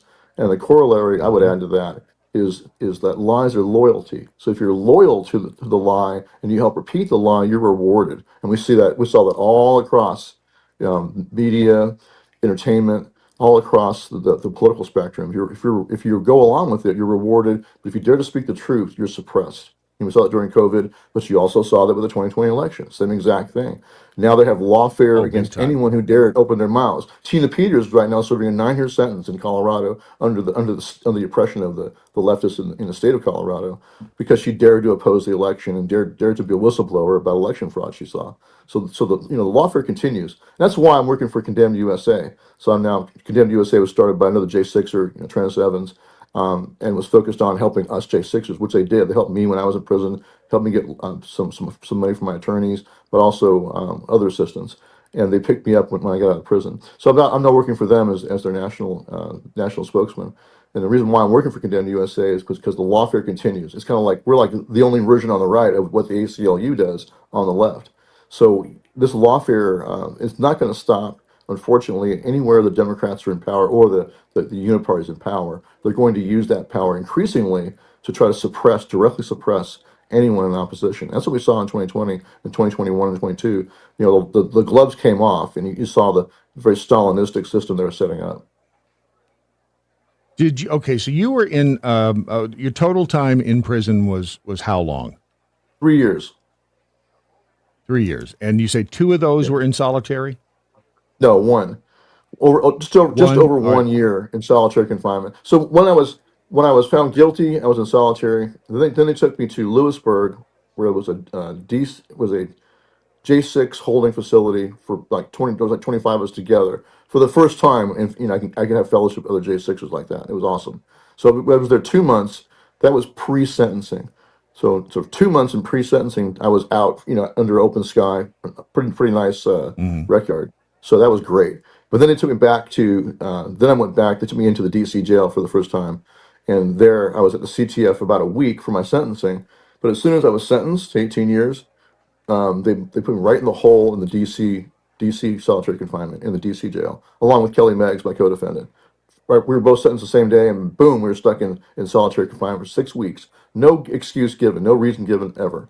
I challenged it, so wrote out, why am I in here? What's the reason? And they wrote back and said we have a valid reason. They wouldn't say what it was. so six Is weeks that more in legal? solitary. Well, that's the problem. Is Is our that system legal is for so them to do corrupted now? that? I don't think Okay. so. I mean, All right. our own State Department, all over the world, if any other country holds an American citizen in solitary confinement for extended periods of time, our State Department complains and accuses them of torture. That's what we do to other countries that do it to our citizens. But here, it's done to our citizens all the time. You know. How were you treated when you weren't in solitary? What did you see? How were you treated by the guards, the staff? Oh, from day one. Overall. I mean, even with solitary, a lot of them are veterans. From day one, I was treated very well. Most of them are Trump supporters. Most of them are coming from rural America and law enforcement backgrounds. They're very very pro Trump. And a lot of them know who Oath Keepers was. In fact, I even ran into one of them was actually a member of Oath Keepers. Oh wow. I won't tell you what Wow. facility, but we had correction officers as members. Right. Just we had like 30,000 cops as members of Oath Keepers, so it was pretty funny. But no, I was treated. I can say this. I can't think of. Well, I don't like being strip searched, and that did happen to me in Cumberland in my cell, which was I thought was a great invasion of privacy. They just came through as retribution for someone. I think someone. That's right. A guard was touching a piece of paper and overdosed on some kind of fentanyl that was on the paper because they'll smuggle drugs into prisons, sprayed on paper. That's what happens. So sometimes when that happens, they locked us down. All of us were locked down in the entire prison. This is FCI Cumberland. And then after that, they strip searched us. That was a violation, I think, a pretty serious violation Oh of hell, we privacy. were hearing Yeah. from at least one other J6er that the attorneys were smuggling the drugs in. Oh yeah. You mean across the system? Yes. Yeah. Yeah. That's the thing. Here, look. The drug war is a complete failure. I saw people every single day deucing out because they were taking deuce stuff sprayed on the paper. It could be anything. It could be cockroach spray or all kinds of stuff. But these Yeah. guys, they'll get that and they're falling out. They have to hit them with Narcan. They're overdosing Wow. all over the place every friggin' day. Yeah. So that's the thing. You're That's never going to keep drugs out of prisons ever. You can't keep drugs it's out of because prisons. What's that mean for the war on drugs in general? It's just no, it's not going to work. the DEA hates the competition. That's the thing. That's the other. I mean, don't get me started on the war on Yeah, I drugs. mean, look, That's just, man. I it's mean, ridiculous. I've always been a libertarian. I believe you own your own body. If you want to, just like if you want to be an idiot with alcohol, go ahead. But I frankly think it should be Mhm. all legal like it used to be, and treated as like just like you treat a drinking problem. Prohibition didn't work for alcohol with absolute failure, and it's exactly the same thing, guys. For the war on drugs, you can't keep them out of the jails. How are you going to keep them out of people's homes? There's no way. It's impossible. Right. All you do Well, is create a huge I'm black surprised. market, make the cartels a Yes. lot of money, And, and the biggest cartel is the actually the CIA. yep. I know. And this is the problem. I think. First of all, let me just say, I'm surprised. I guess that you were treated so. Why do you think you were treated well when we hear so many cases and a lot of the other people we've talked to from I January mean, I don't 6th think being were held in solitary treated consider for over a horribly? year. Hey, I was treated. I mean, Well, I consider I was right. treated No. terrible too. I But I I wasn't see what beaten you're up. saying. Yes. I mean, yeah, I didn't get assaulted. So I think it might be that. Racist attacks. Well, some of the guys in DC jail, I think that's accurate.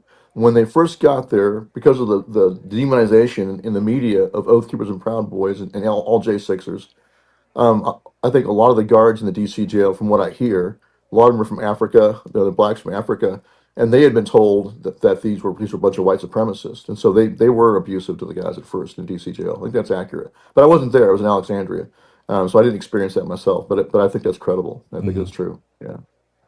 So, then the guards finally realized this is all nonsense, right? They finally realized it was nonsense. And when I got to CTF, I was treated. The guards are doing their job. We're still being abused and put in solitary confinement is abuse. I never experienced a guard that was directly hostile to me. That was not my experience. It didn't mean it didn't happen to other people. I'm not saying it didn't happen. So, Right. it didn't happen to me. Right. Do you have a few more minutes to talk with us? I need to do another Sure. quick breaky thing here, and then and I want to get into some other things when we return here on the Daily Mojo. The Daily Mojo.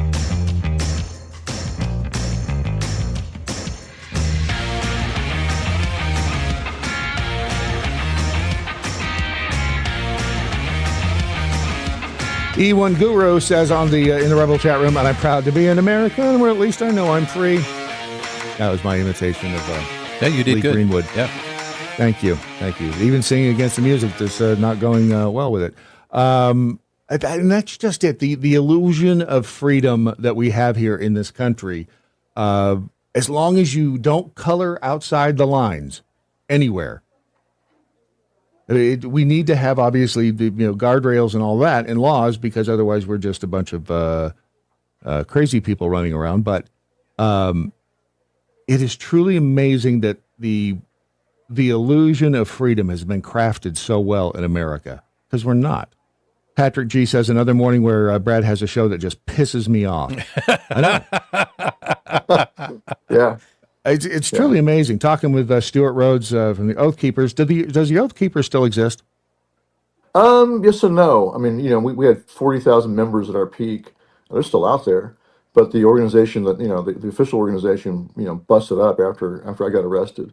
So unfortunately, the guy who was my designated colonel, Colonel John Siemens, who was my designated VP, he had 2 strokes, and so he was taken out of commission, and things just kind of scattered from there. A lot of people just went to same as happened across the MAGA movement to us. People got afraid to associate. The suppression was very effective on some groups, and unfortunately on the Oath Keepers too. So yeah, they took me out and kind of scattered the rest of them, but they're still out there. I'm still figuring out what I'm going to do with it. We'll see what happens. Well, and the mainstream media was it's like the whole COVID. It was a hell of a marketing campaign, to the point where it scared so many people into getting it. They had a hell of a marketing campaign against the Oath Keepers, against the Proud Boys, against anybody that was there in the Capitol on January 6th. They spent billions. Yeah, it really does. Yeah. And it's disturbing to me, because if you scratch the surface at all, you see what a bunch of absolute horseshit it is, but that so many people are so blinded and or ignorant that they can't even look the information up for themselves to figure out, okay, these people were railroaded. This was not an insurrection. The whole weapons. Did you take a weapon to DC? No. I left my weapon in my hotel room in Virginia. That's why I stayed in Virginia. So that's what we did every time we went to DC. We leave our guns in our hotel rooms. Same on that day. Same thing. Yeah. So they tried to make a big deal out of the fact that we had guns in our hotel rooms, but no, none of them came into DC. And again, they just flat out lied. The press did. They just lied. Well, the prosecutors lied, and the press lied, and then members of Congress lied, and then the president lied. The so-called president. Yeah, yes, they all lied. It is so. We're in such a deep hole in this country, and we're just beginning. Do you have any faith that the justice system can be ironed out? Yes, I do.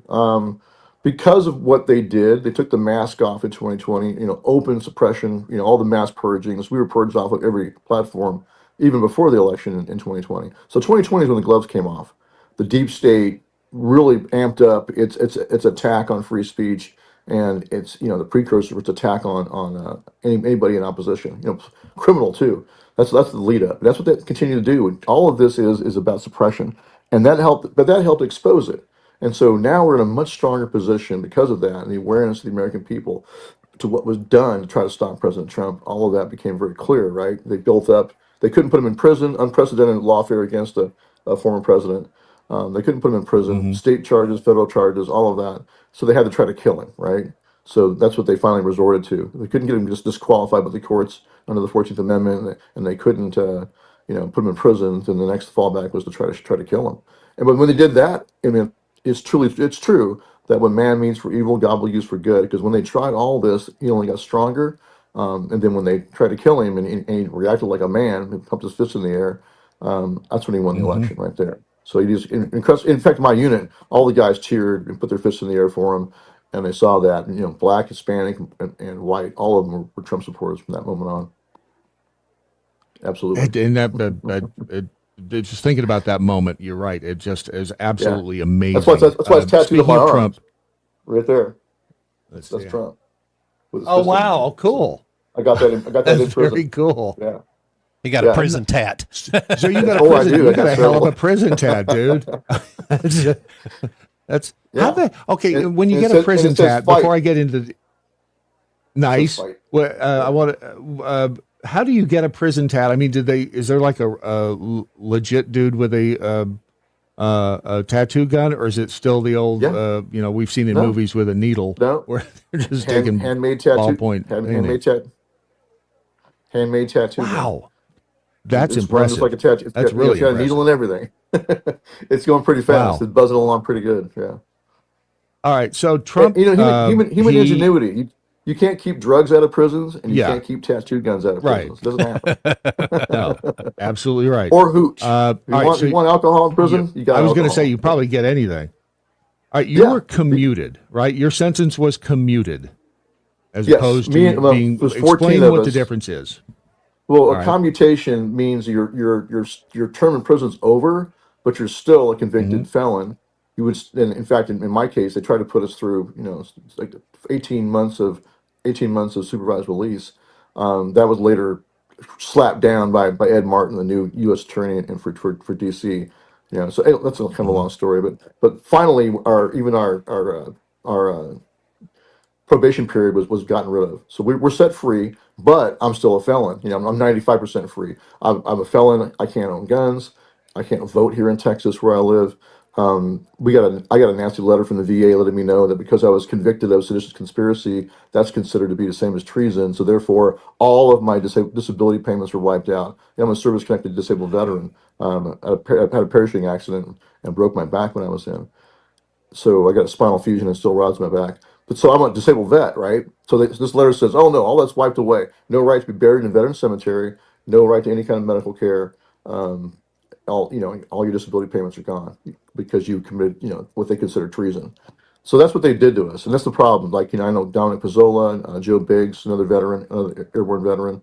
A lot of the guys are veterans, and we're being told by the VA we have no more benefits. So that's why we need a pardon. Why? All those reasons. Why do you think? Why was it? And who made the decision to commute as opposed to pardon you?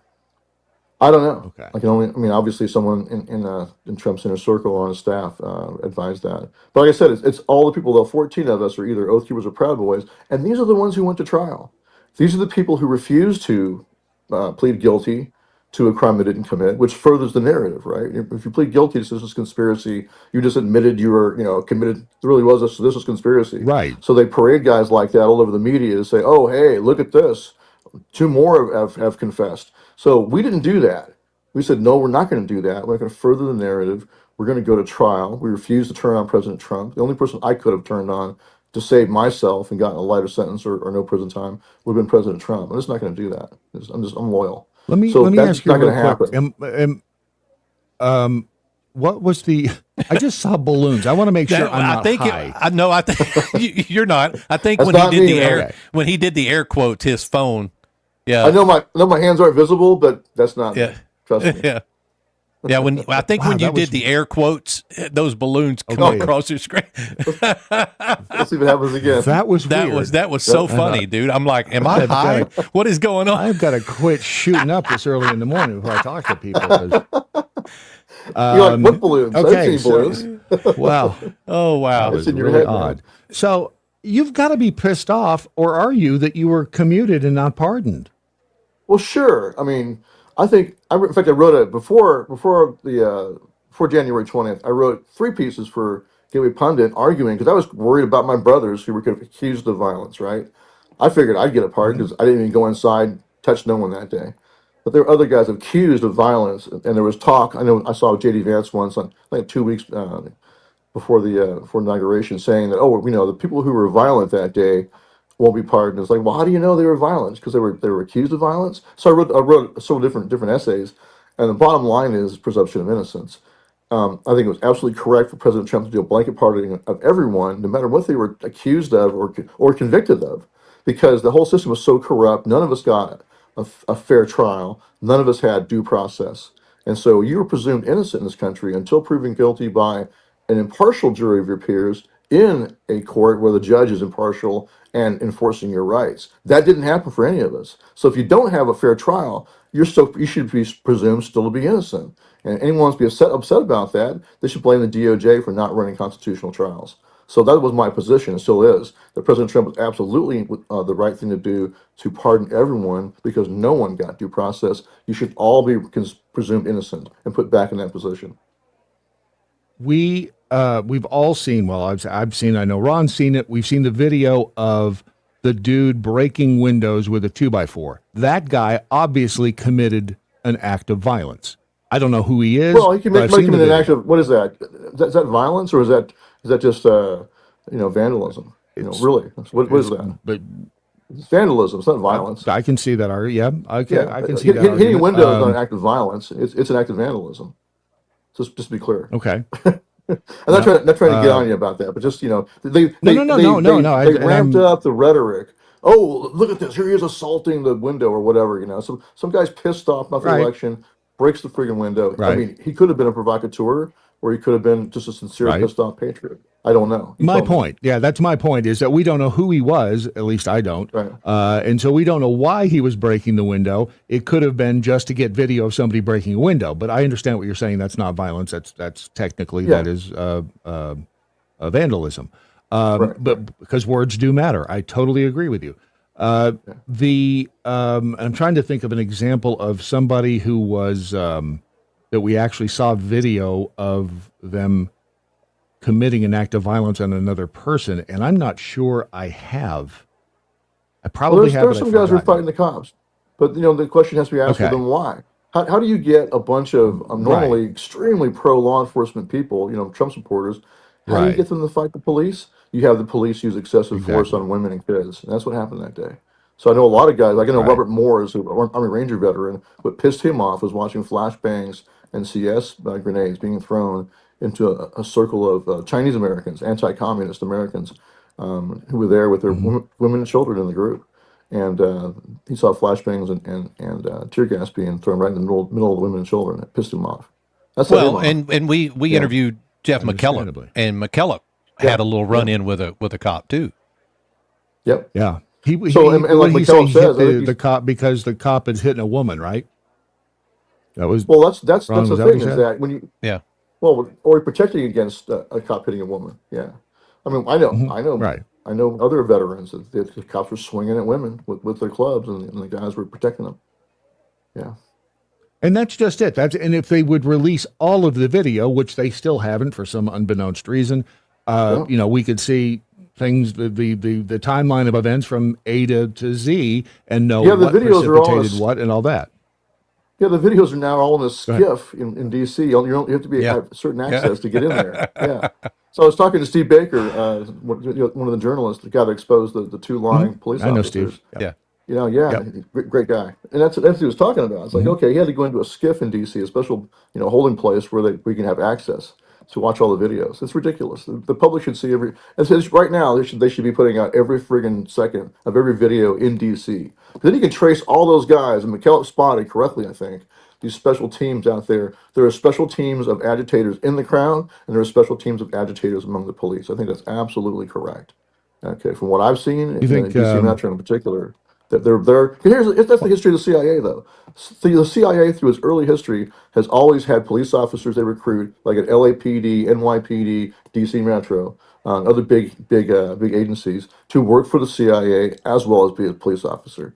They wear two hats. It's their history. So why would they not be doing it today? Of course, The bad part is that they're working for the CIA domestically, and that's a problem. Well, sure. There's a lot of bad problems. One, that's a false flag, right? They're being told go in there and agitate and make it into something it's not, and we'll protect you. That's a problem. Yeah. But yeah, it's this is the yes, they wind up doing things in the same regime change, the same color revolution, same manipulation of crowds that are done overseas. They're now doing it domestically, and they have been for a long time. That's what's kind of sad or frustrating for me. Like, there's a really good book out there called The Devil's Chessboard: History of Alan Dulles and the CIA shadow government. But that's a really good book. The last name of the author is Talbot. But it goes through that history. And this is a leftist writing this in 2015. I think it's a good indicator, because he wrote this book 2015, pre-Trump, but he wrote it from the left, criticizing the history of the CIA. So go look at that, and you see, laid out there in fact what the CIA really is. It has always been its own shadow government from day one. That's what it does. So yes, it has a foreign policy it pursues all on its own, independent of whoever's in the White House, and it has a domestic policy it pursues independent of whoever's in the White House. That's what it was doing on January 6th. Where would you like to send people to get more information on your cause? Now, is there a website, something like that? Yeah, they can go to condemnedusa.com. That's the organization I now work for. You can donate there. I encourage you to go donate and support the cause. You can become a monthly donor. For myself, I have Give, Send, Go. If folks want to help me with a little bit of, get my life back together again, they can go to givesendgo.com/GAF5B. So that's GAF5B, Golf Alpha Foxtrot 5 Bravo. That's my Give, Send, Go. I appreciate a shot in the arm.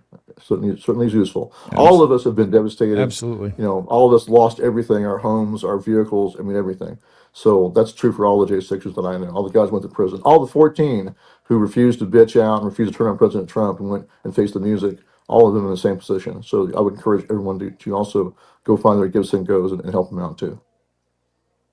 I appreciate your time this morning. I'm going to tell you what I've told everybody else that we've talked with about January 6th, that at some point in the future, in the next few months, I want to get you back on, not necessarily on the air, but just record all of your thoughts for a couple of hours, just uninterrupted, just so we have all this stuff on tape. Yeah. Do a long form for the future. Yes, sure. Just so it's out there and it's available, so that we can record it for posterity. So I'm fine with doing that on video. That's fine. Okay, good. That would be fabulous. I appreciate you. Did anything I missed that you want to cover real quickly? We've got about a minute. Oh, there's a lot, but we don't have time. So just encourage people, don't get complacent. Don't think to yourself, oh, Trump's in, we won. I mean, that was a battle. We've taken the high ground. It's just Trent said when I first saw him on the morning I got out. We've taken the high ground, but now we got to push him into the sea. So we have to defeat the deep state, and it's not defeated yet. It's still there. It's been wounded, but it's going to come back, and it's going to come back hard. So I think it's important for us to push hard right now.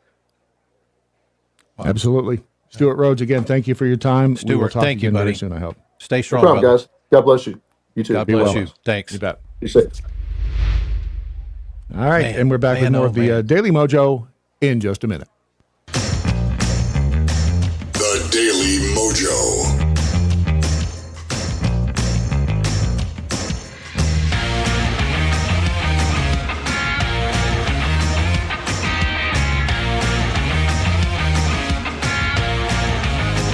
Missy 13 in the Rumble chat room says, very interesting, very insightful, great interview. I hate to call them interviews because they're really, I like it was a discussion, conversation. And I'll tell you, he is a smart dude. He really is. He's a smart man. We're very thankful. Stewart, thank you for coming on the show. You have some insight that not a lot of people have shared with us, and we appreciate it. Man. And I I bet was going to I ask bet there's about the another eye patch, but I never did. I bet there's another 2, 3, 4 hours of stories he's got. Oh, easily. I just, I'm serious. I found out. I can't remember what the eye patch is. But I don't remember. I don't think it had anything to do with his injury in the military. This No, it was didn't. later. Yeah, this was later. But anyway, I'll look it up. Felt it didn't. Yeah. It didn't feel right. Let's see, over in the Daily MoJo chat room. Deb's in there, and Toddley's in there. Zono's in there. Frankly speaking, over on the X. Dang it, Chris. Real Brad Staggs seeing balloons. No one believed that's coffee. That was the weirdest damn thing. I saw those balloons go up, and I thought, did I just hallucinate? What the hell was that? Rhodes married Tasha Adams in 94. When they met, woman did it. Yeah, when they met, Adams was 18 years old and working at an Arthur Murray dance studio. Adams worked as an exotic dancer to financially support Rhodes' education during their marriage. Before their marriage, Rhodes accidentally shot himself in the face with a .22 handgun after dropping it, leaving him using a prosthetic eyeball. There you go. Actually, that I read it was a gun accident. Yeah. Wade Robertson says, "Tell my fellow Granbury hello." Yeah, that's where Stewart's at is in Granbury. Home of Bond Arms. Right down the road from us. Home of Bond Arms and the infamous Snake Slayer. Yeah. And the Bullpup. And the Bullpup. I love the Snake Slayer. Do you remember when we Snake Slayer toured that is place? That was so fun, dude. That Snake Slayer that I may or may not have shoots a 410. It is like driving a Buick into your hand. There's a gun called the Judge that also shoots 410. It's bigger though. It is a little bit bigger, yeah. Yeah, the Snake Slayer is like that long. Pickled Squirrel. I had to cross time zones to work in the Central Indiana quarries. Back in the day, I used to joke that it took me 2 hours to get to work and 5 minutes to get home. Hey. I see what you did there. And Clock Tower Drunk says, I need you to clarify, is it the Kick app or kick.com? Okay, the I Kick responded. App, right. Yeah, the KIK is a different. It's totally KICK. different. Yeah, it's KICK. Now, you may be interested in Kick, the KIK app. No judgment, but, it's it's KICK.com. And they also do have an app because I just downloaded it on my phone. And this is what the interface. Let's see. There it is. They don't have a little button on their player though, where you can click live, do they? I don't there, or do they? Think so. In any event, it's green. It's lime green. Yeah, as opposed to limey. So anyway, that's where you can find that.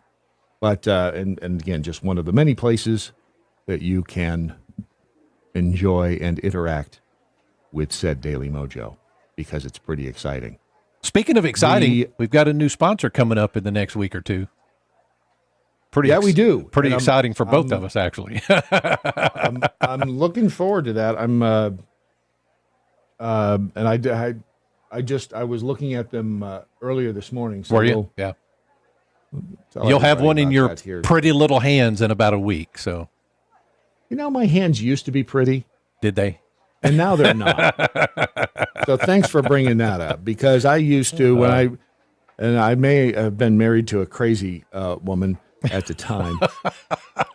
Did she make you dip your hands in palm olive and shit? It was like, you got to get a manicure for your hands. You got to be on camera. And it was like, and then, maybe it was probably in rebellion against that. I just decided to tear the shit out of my hands and how they look like shit.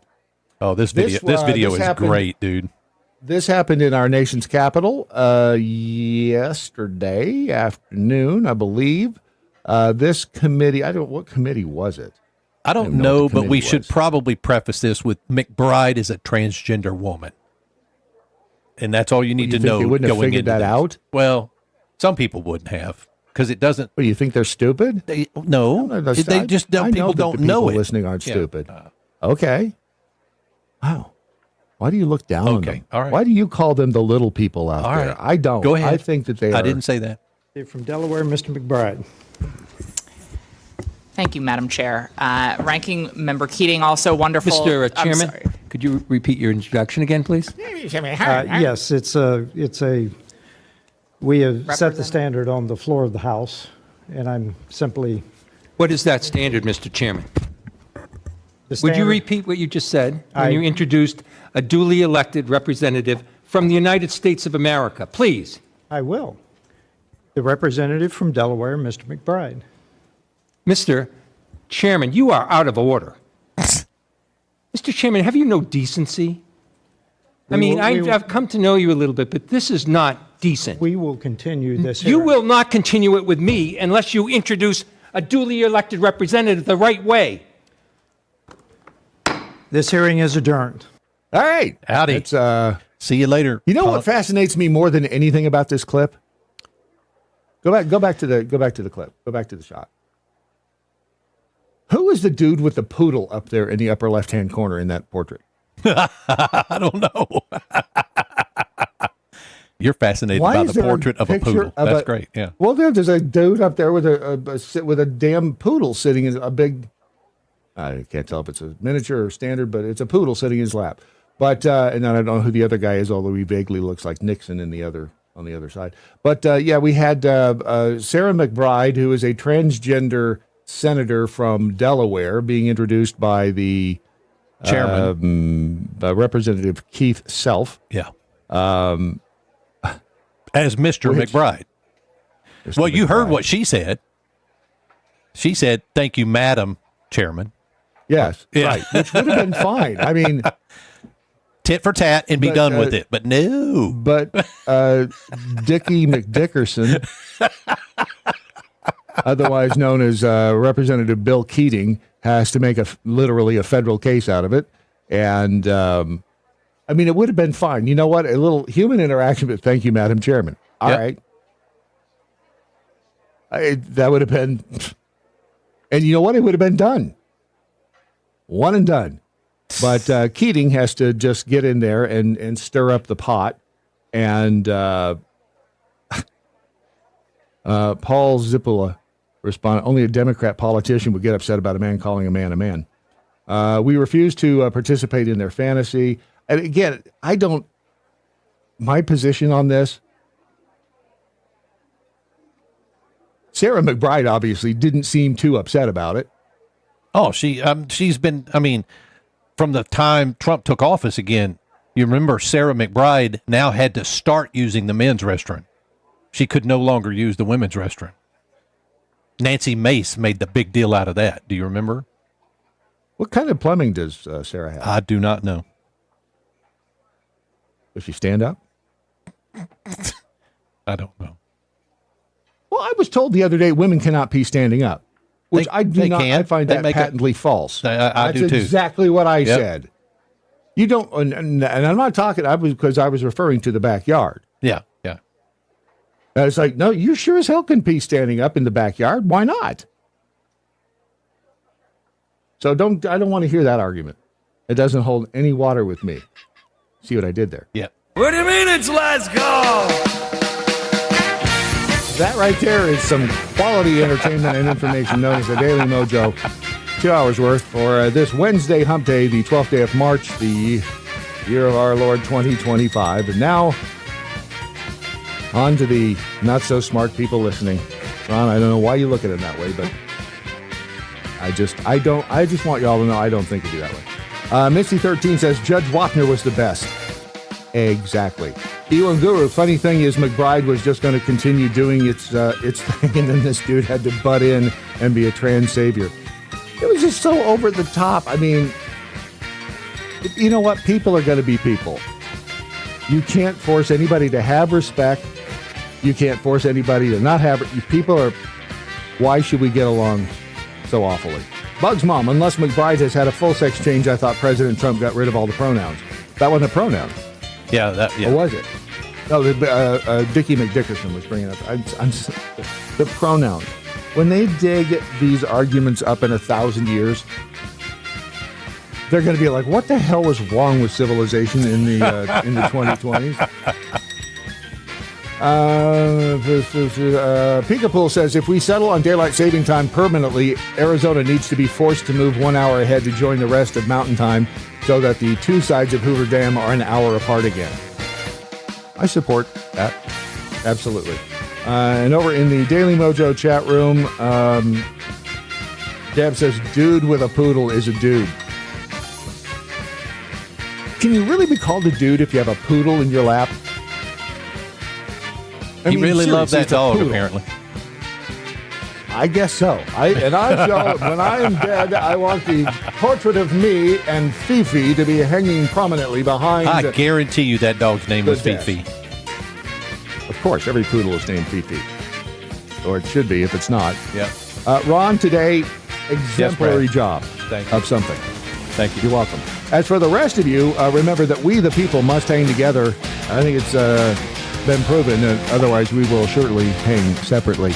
6 Ever Tyrannus, resist, stupid, and goodnight, Doc Thompson. Wherever you are. See you tomorrow. Have a good one. Watch and listen at thedailymojo.com.